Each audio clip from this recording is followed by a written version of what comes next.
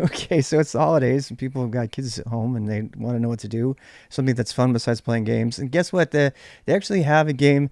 I have nothing to do with Code Combat. Full disclosure, I was involved with Code Combat in 2013, 2014. I was regularly in weekly meetings with them um, to give them feedback because I had, some hundred or so students that of all age ranges, young as nine. I used to say 8 to 18. 8-year-olds was the youngest I've ever worked with. And I mean, I've worked with people up to 60, to get them to code and how to start. And, I've always had mixed feelings about Code Combat. One of the things I really like about them, though, is that there's a blog, and I'll just cut to the chase. There's a blog written by the creators of Code Combat that's because this was made by programmers that says this I think it's called the myth of computational thinking, and they basically just took on like the biggest thesis and term from the academic world about learning to code, and everybody's got to think to learn to think like a computer. Well, they need to do that, yeah, but they also need to do it in a specific language so they can be productive. Otherwise, they go through like PhD computer science programs, they still can't code. Well, maybe not PhDs, but you know what I mean. How many people? There's a boot camp, famous story. It's anecdotal from a boot camp that I used to follow in 2013. Just because the whole boot camp thing was exploding, and I was like, no, I don't want to be a boot camp. I don't want to be categorized with boot camps, and this guy was telling about how his buddy graduated with a computer science degree and could not code, and he could code better than him, and he was something completely different. College does not teach you how to code, generally speaking. Doesn't. At least computer science doesn't. So, I mean, it depends on the college, but be careful. The point I'm trying to make is that entire effort, the whole academic perspective, is computational thinking is the center of good thought and everything. And what else teaches you to think that way? Languages, learning foreign languages. There's a lot of math. There's a lot of ways to think computationally and deconstruct problems, stuff like that. You don't have to learn to code to learn those things. That's a very hot take on the whole academic world, which is one of the reasons I'm not in the academic world, even though I'm thinking about going for my PhD here coming up in next year. So the you didn't need to know any of that. I know. I'm so sorry. I forced you to go through all that. So the reason I like Code Combat is because they don't buy into that crap. And what I mean by that is that when you play Code Combat, again, this is not an advertisement. I Play. You're gonna have to go watch it yourself. I don't want to get whatever. But here they have game-based learning. They actually have you write code. There's no dragging of drops and stuff, dragging stuff. Yes, and there's nothing wrong with Scratch and Blockly and that kind of stuff. That if you have a very young kid who's really into Scratch, some of the most genius programmers I've ever dealt with who just kicked butt in programming learned Scratch. So that's another thing that you can go to. The Scratch is actually now web-based, so you don't have to have Flash, which was a huge security violation. They didn't want to change it. And they were selling Scratch with its massive security vulnerabilities to entire school and encouraging them to install Flash and all their things and make all the systems all insecure, even though Chrome had banished Flash permanently. And they finally fixed it. So Scratch is another one. Scratch, they're both based on something that's really goes back a long ways called what is it called? It's the robot thing, making the robot move. Logo, right? So there's a language called Logo, I think. But I mean, Scratch is fun. It's really, it's really entertaining. It's more for people who are into design and making things move quickly. It's really, really, you get a lot for your investment. So kids really love Scratch. But if you want them to have fun and to destroy monsters and stuff like that, you can have them learn JavaScript or Python in here in Code Combat. And it's just making them move. It's introduction to, and the algorithms get bad, and it gets harder at the end. Some of the end ones, they took us quite a long time. I remember to get out of the desert, it took me like a full Sunday just to get through it, because you really have to slog through it. You have to think creatively about how you're going to solve the problem. So you keep dying, and you're like, and every single situation depends on what kind of armor you have and all that stuff. I'm pretty sure they fixed the bug. I don't know if I should say it right here. There's another video about this. Shh. You might have to go look for it. You can hack Code Combat to get unlimited items. That's all I'm going to say. At least you could back up when I was doing this last time. We had somebody figure that out. They went in, they gave them themselves unlimited gold, which was why I probably shouldn't say anything. But if you figure out how to do it on your own, that's up to you. We actually told them about it, and they said, meh, not that many people know. It's not that big a deal. I'm like, okay, proceed to hack. So yeah, you can go in here. You can play this game. It's really fun. If you're a parent, you might actually enjoy doing it a little bit with your son or daughter. Um, Advent of code and all that stuff is on everybody's mind. And if you have young kids, I was kind of harsh on Advent of code because I think it's kind of a waste of time for most adults to do. But if you've never ever coded and you want to learn to code during your Advent of code or during your Christmas, you do the Advent, go to Code Combat. There's many ways to do it. I don't particularly think Advent of code is very educational personally. I think that there's other better ways to do that, and that includes, Code Combat. It includes Code Wars, and there's another few out there. If you want to learn to hack, there's Try Hack. I mean, I made a whole video about how to hack and what things to go do and learn about that. You just go look for the cybersecurity one about that. So give Code Combat a try. If you do give it a try and they ask you where you heard about it, just let them know that RTBX Rob said it, or Skillstack, Skilstak. I think the people, if the original creators are still there, they might actually remember me, because I mean, I had pretty much weekly interactions with them in 2014, 2013, something like that. But I haven't done any of it since then. And I don't feel like doing any of it on stream. It is really fun. This is the kind of thing you could actually do on Twitch if you wanted to. And I don't, some of you like hardcore coders out there, you might think that this is a walk in the park. I challenge you to give it a try. It is not. It is not a walk in the park. It's the upper levels are pretty challenging, and but what do you get out of it? Well, you get extra armor and you get stuff, and you're playing a game. So, as I've said before, I have really mixed feelings on this, because these for education things in general are kind of like not my things. There's another one you can go do. It's called Replit. Amjad and I actually had words when it first came out. They've since they're on the Series B funding at this point. When it first came out, I really slammed it, and there's a blog that I wrote that you can go read if you want to. Shenzhen.io is really, really great as well. The reason I'm telling you about this one is just gonna make me. I don't know if this is gonna here. Where's my fuzzy? Where's my fuzzy wuzzy? Where is it? Give me just a second. I know streamer problems. Where? Did I delete it? Oh no, there it is. Okay. Let me see if I can log in. I just want to show you the reason I think this is better. All right, here we go. I'm in now. All right. So this is, the reason, remember I said about doing things that have value. Well, you can go in here and learn how to code Go and create a Replit right here without having a computer set up or anything. Again, we're talking about, 8, 9, 10, 8 to 18 year olds, right? So this tells you everything about how to do. There's the code editor. Here's where you go. Here's the run button, blah, blah, blah, blah, blah. Well, it's talking about his Rubma. It's not even my account name anymore. Oh, well. So anyway, you can go learn here. They do have some tutorials and stuff, but as I said, this is more entertaining for those people who want to explore things. You should see the things people have made in here. It's like an open sandbox. So if you're more like a Minecraft person and you want to go play Minecraft and just randomly create things, people are like, what is Minecraft about? What's the goal? The goal is there's no goal. You're going there to experiment, right? And that's how you learn. If that's your style of learning, then this is better. Code Combat is good because it's kind of, it's goal oriented, right? You're going to go to this place and you're going to go do this thing and this thing and this thing. So, and it's fun, and you get, you get the armor and everything. But it might not appeal to you, and there's the scratch thing, but you can actually go over here and get a little bit of help. You can actually do this together you can have like 5 people in here all at the same time doing it. If you're an educator, I caution you before you get all excited about Replit. I wrote a rather lengthy blog about the experience I had teaching in a private school at Woodlawn, and 42 people were trying to do Replit at the same time, and the internet was too bad, and they couldn't do it. It was a complete loss. I had to regroup immediately and do it, because it wasn't their fault. It wasn't Replit's fault. It was the problem of the internet. They didn't have good enough internet at school, at private school. So just be really careful if you're an educator before you try to do all of this all at the same time for 60 people. Because it won't work. The better approach there, in my opinion, is to do something locally on the computer. And for that, you can install Phaser, which is a thing. I should probably mention that too. Phaser.js. Phaser is a really great way to do game development for kids.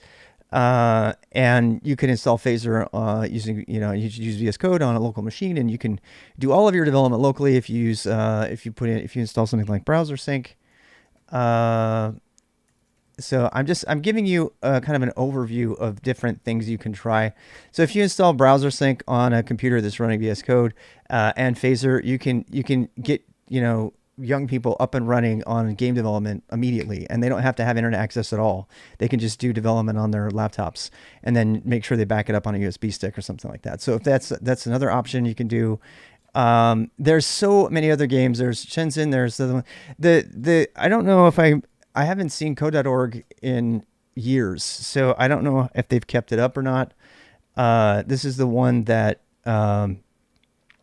people have been talking about this one since the beginning. It still has this ancient video with the guy from Twitter and Dropbox and everybody on it.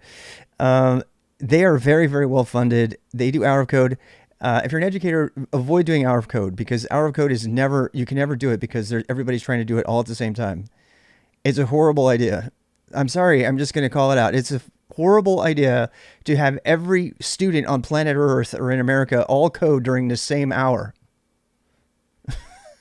It's a better idea? Stagger those hours out throughout the whole year so you're not doing it all on the same. I mean, I don't know who thought that was a good idea. Let's launch our own denial of service attack on a specific day just so we can say we did it on the same day.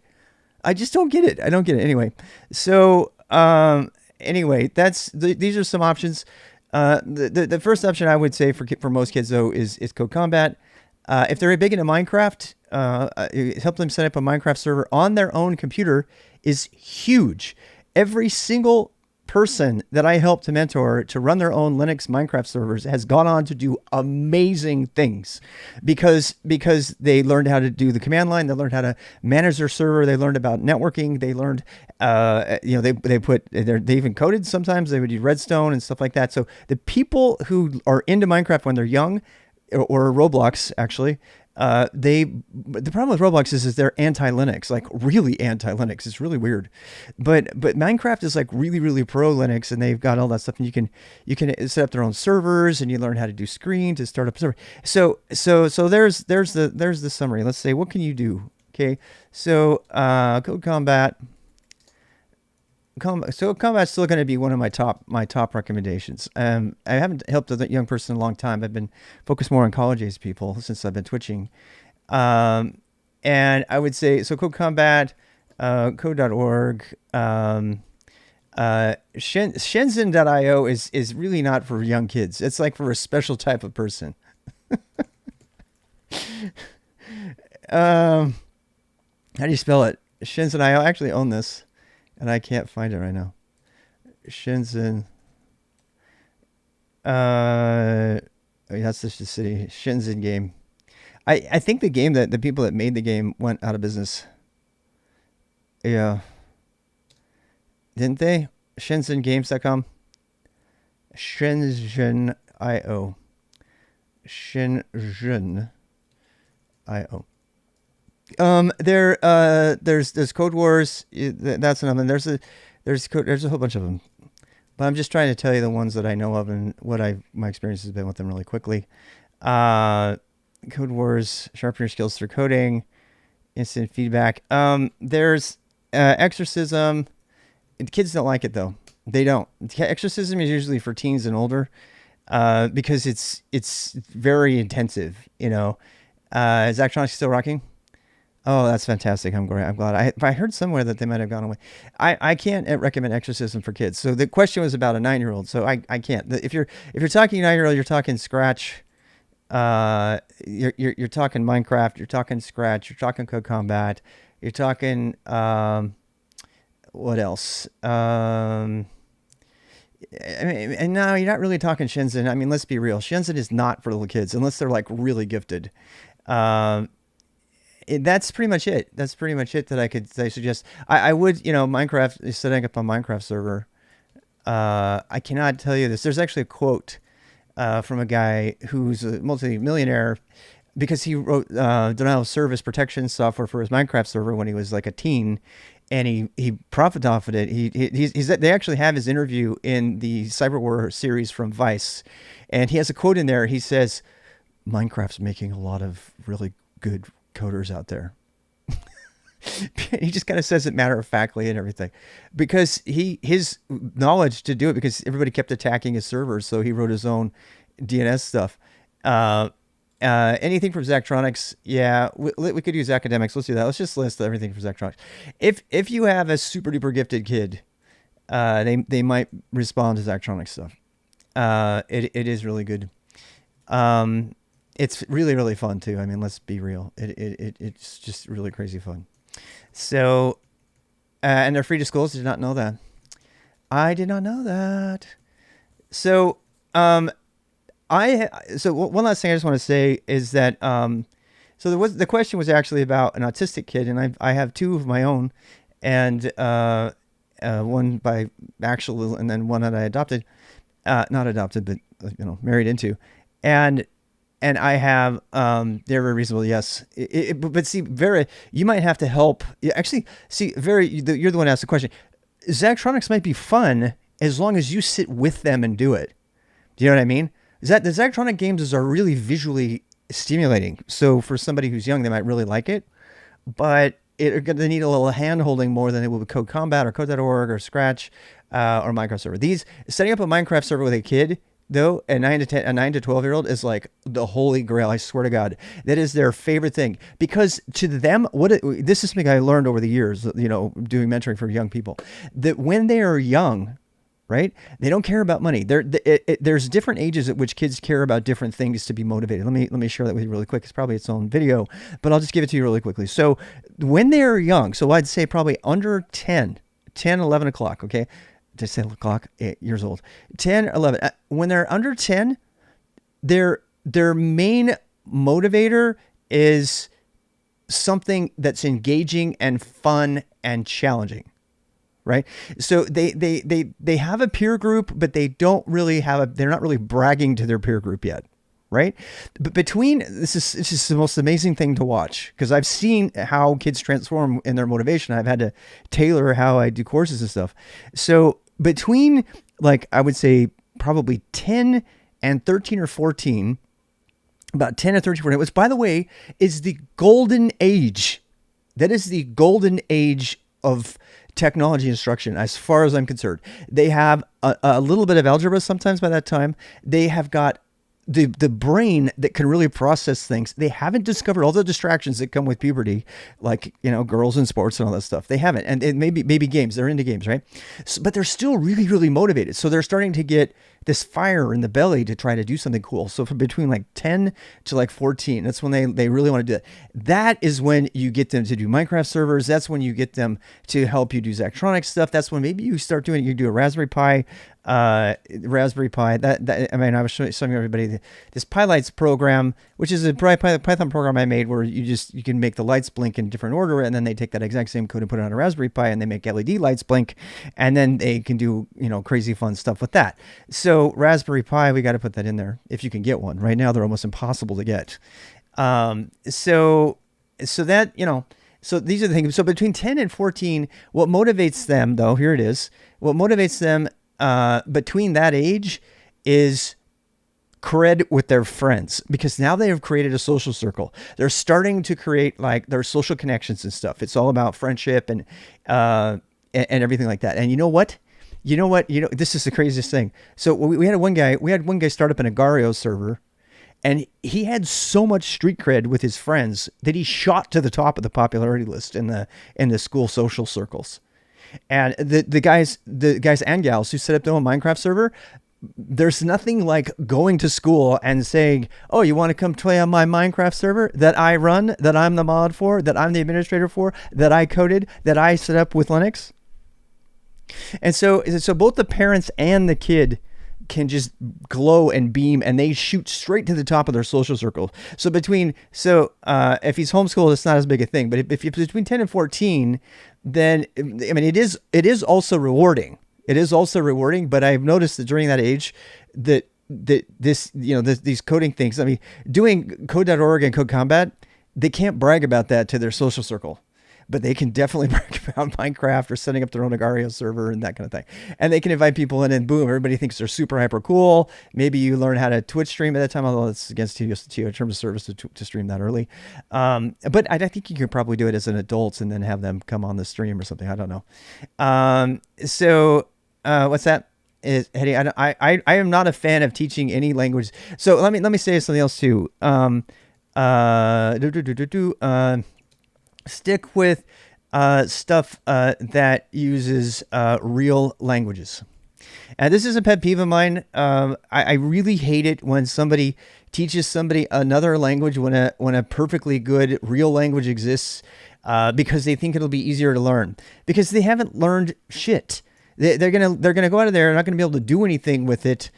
I'm really anti educational language. So, and there's a lot of them. I don't want to get into it. And people, have strong different opinions than I do on this, and that's fine. I am not attacking you, but I hate it. I'm like, why waste the time? You could have done that, some other way. And then between the ages of 14 and 18 and up like that, it's all about the money and the money. And so when I have a 14-year-old get an paid internship programming Python and Go, they're motivated. In fact, our entire mentoring sessions became, what can we do to help you be better at your job? I'm not even kidding. Some of them had to get special permission to work because they were so young. They were under 16. So, if your son is there 8 or 9, then by the time they're 12, 13, 14, they very seriously could have a job, or at least an internship writing code. And talk about credit at that point. I mean, come on.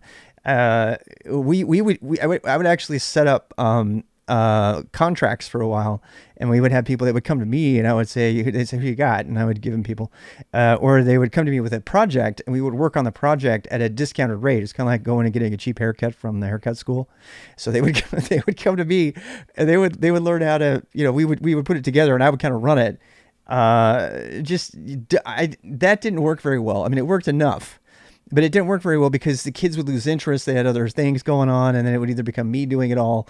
And the whole point was them to get education. They didn't want to do it. They'd lose interest, and then they just stop doing it, or they'd find girls or football or something. And all of a sudden this person who's got this pet project they want done is not getting it done. And so I can't recommend doing that, but unless it's a family member or something, 10 hours a game. And become a software engineer because of the coding, because of the software. A lot of gamers do get interested in tech. They get interested in the web stuff, and the first time they make a web page, it's very addicting to make a web page. In fact, you can make a web page pretty easily just using GitHub Pages, and I'm gonna let you go look at how to do that. So, website on GitHub Pages, or Netlify. Both free. You can go over there. You can get a free website. You can even get a free DNS name if you go to get a .tk domain. And this, it's going to sound sexist. I'm sorry, but my personal experience has been. Well, let me try to take the sexism out of it. People who are interested in design and visual, they're visual people. They really respond to making a website. They really, really love that. Hey, Borky Bash, how are you? They really love that. That's like a thing that they just live for. They live for that. So getting them a website as soon as possible is a good way to get them engaged. You'd be surprised. We had people that were 10-year-olds who had full websites, because they taught themselves HTML, which is not hard.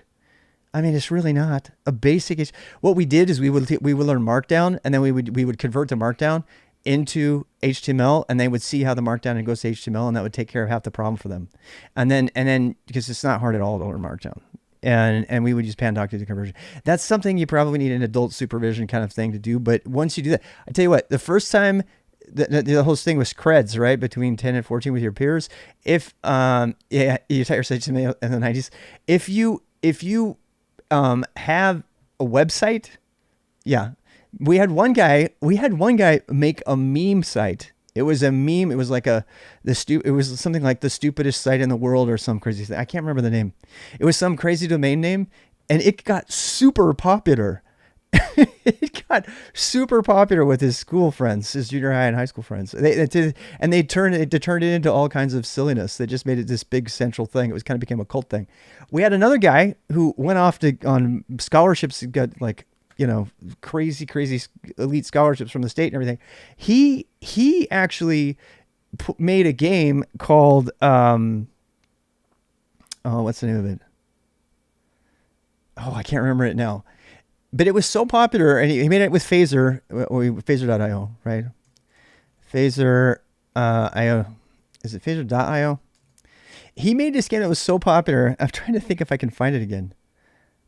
It was basically just a block jumper game, right? But he made it so that he could make his own levels and everything. And it was so popular that the principal asked him to take it down during school. because because it was so popular. It was I'll pull it up someday. It was so popular that they actually asked to take it. That said, can you please take your website down during school so people will concentrate? Because they would go there. It was one of these. It was one of these like die a million times kind of games until you get it. It was like impossibly hard, kind of like the 19 games, the video games from the 80s and stuff. And so it was super addicting. So people would be in there in the middle of class just playing this game instead of listening to math or whatever, and it became an issue. And they all loved it, and they loved him, and he got a lot of credit for it. And nobody was ever angry about it. They just like, can you help us out here, because your game's just a little bit too addicting. And I told him, I said, you got a hook there. You should probably turn it into something. And he went on to make like two or three other like fun little web games. I mean, he's in college now doing crazy things that don't relate to game development at all, which, is another thing about game development. I used to, do the Hansel and Gretel thing. It's like, come on in, little boys and girls, and learn about game programming, and then I'll teach you to code. Kind of like the evil. I drive my black van around. No kidding, I had a black van. I drive my black van around. Where are the kids that I can attract? I need to attract these kids, just like Krampus. I'm like Krampus. I'm like, okay, I'm gonna go get a kid. Oh, okay. It sounds weird. Huh? I was like, okay, we got the nerds. Okay, come on back to my lair and we'll learn to code and play games and make games. And then they would go on to become like crazy respectable people who have got one of them got their own intern at 16. They're employed by professionally as software developers at 18, and some of them were doing systems administration. They're on full scholarships in different places in Columbia and MIT. Free. I mean, they went on to do crazy amazing things. I'm super proud of them. It's the holidays. I've been bumping into them on stream. A few of them have been coming in to say hi to me, and so it's kind of dear to my heart. These people that I've helped over the years. And it's not so much that I'm bragging. I just want you to know how you can get started doing the same thing with your friends and children, the people that are young around you, that you can help your nephews and nieces. These are things you can do, but try to keep it real. Try some of the challenge-based things that use real languages. If you want to do hands-on, get into the Raspberry Pi thing. Maybe host some websites on the 5. I am absolutely against Free Code Camp. Free Code Camp, I took 40 people through the Free Code Camp. It took me 30 days to do that. I took 40 people through the Free Code Camp HTML to web development, and not a single one could make a web page by themselves after that. And I did something else called the HTML Challenge with a smaller group, 2 or 3 people, and they were all able to do it. And all they did is just use websites and went to GitHub and Netlify and made their own websites from scratch on there and got it to all work. And then they actually knew what they were doing. And I showed them where to go look up the information to how to change the website. And all the people that went through the Free Code Camp stuff, none of them, I don't know if it was the age or what, but none of them were able to do it, because it's too challenge based. Some of them would even hack the levels so that they would pass even though they didn't learn anything, and then they would show me and they would laugh. I was like, what have I created? I've created an army of hackers, young hackers. And so they would do just enough to get to the next level, and they wouldn't really learn it. And Code Combat has a little of that, but the difference is that Code Combat actually reinforces what you just learned. So you have to type it again the next time, right? You have to say that Free Code Camp does not do that. And I would argue that Free Code Camp does not follow standard educational steps. I have never done anything with the Odin Project. Somebody just asked about the Odin Project. I've heard the Odin Project is really amazing. I know nothing about them. I was following their Discord for a while. I didn't really read it much. The truth of the matter is I've kind of moved away from helping people do web development. There's a plethora of people that are doing that. And so I focus instead on, terminal stuff and pre-hacking, pre-operations kind of skills, which do include web development, but at a minimal level. The Odin project is 100% web development. It's like all about that. So is the free code camp stuff. I mean, they've branched out and they've added stuff, and that's fine. And most of these introduction to coding, projects will do web. There is one thing, if you're a parent, to consider. If you have a young person, particularly 9 to 10, 11, you might want to consider, well, what is their first language going to be, right? And I wrote about this on Amazon, actually. It was like one of my favorite reviews out there on Teach Your Kids to Code. It was this book. It's full of errors, and I fixed all the errors and posted it to a GitHub repo.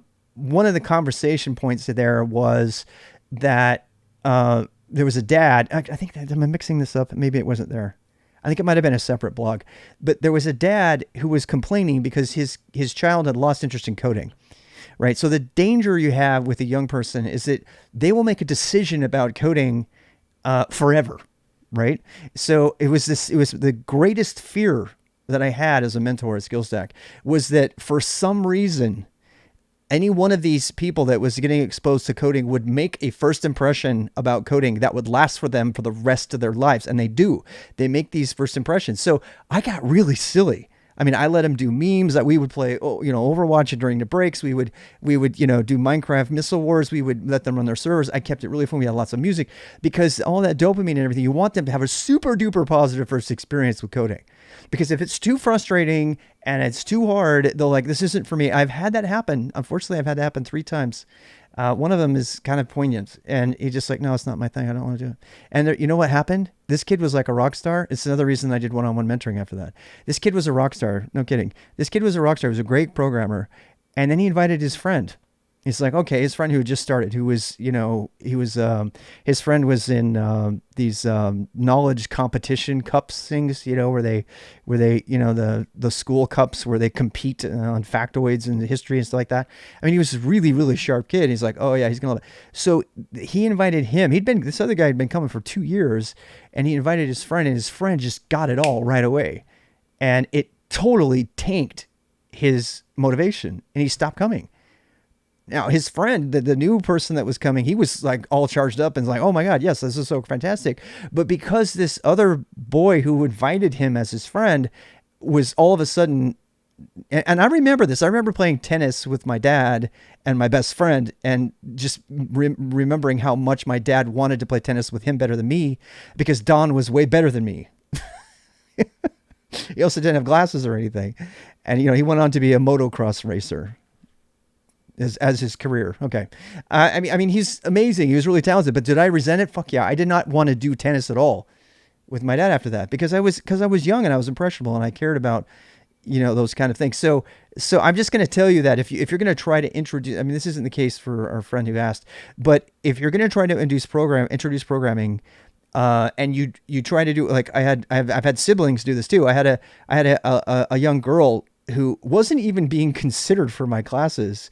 They came in to have the boy come in, and the boy did his thing and everything, and he was okay, but she was like super curious, and she kept asking. I said, well, what about your daughter here?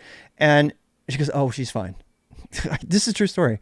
And I was like, okay. So like after a year, after her begging and begging and begging, they finally let her to take the classes, and I put them together, and then that was a huge mistake because she completely, totally destroyed him and her progress. She was just like so good. And we never have any problem with her. And so he didn't want to do anything anymore.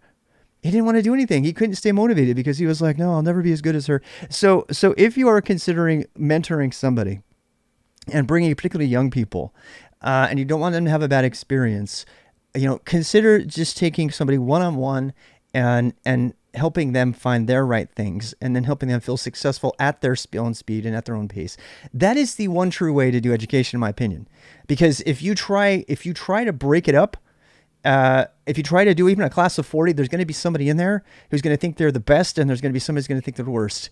And unfortunately, our society doesn't allow everybody to do one-on-one, even though I've run the economic business models where you could redo a lot of our schools with 100% one-on-one instruction. You could totally do it. There's no motivational will to do that, but you could totally do it. And it would still be profitable. but whatever. So, but if you want to play into that, and since this long-winded video is about helping a young person get started with coding, one-on-one, make sure it's something real. If you need to, sit next to them. Don't do anything for them. Let them do the typing, but tell them what to do. Yeah, I'm gonna put that here. Let them do the typing. This is a big thing. People say, "Oh, let me just help you," and then they take the keyboard over. No, let them do the typing. Don't do show or describe it to them, and then do code.org, Scratch, Electronics Academy. Any of these things are great.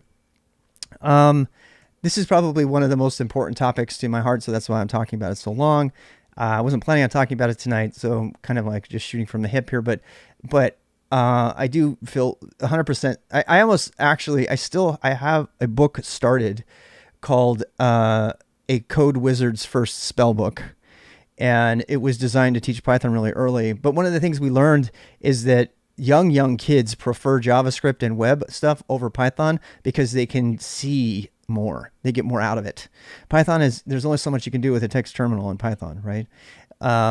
So at least with Code Combat, they can code in Python and then they can watch the people run around and kill the monsters and stuff, right? And so they're still motivated. But when you're with this dad that I was talking about, he ended up switching over to JavaScript because there was more that you could do. You could create a story game. You could create an interactive story game is really fun, by the way. If you want to ever make one of those, an interactive graphic story game, that's a super fun thing to do in the web, and that's another good idea. So you can do that. Hopefully that'll help you. If you have any success with any of these ideas, please let me know. Please write it in the comments. Come onto our Twitch channel and let me know. And I wish you the best. This is the kind of thing that if you ask me for personal help in our Discord or something like that, I'll drop everything and help you. because it's just so important to me that we get people started. I mean, I took my retirement out early to form SkillStack for this exact purpose, to get people coding that at a younger age that are not doing it at all. Zork, you wrote your first version of Zork in BASIC? Yes. Writing your own Zork is really, really fun. And just your own Magic 8-Ball program.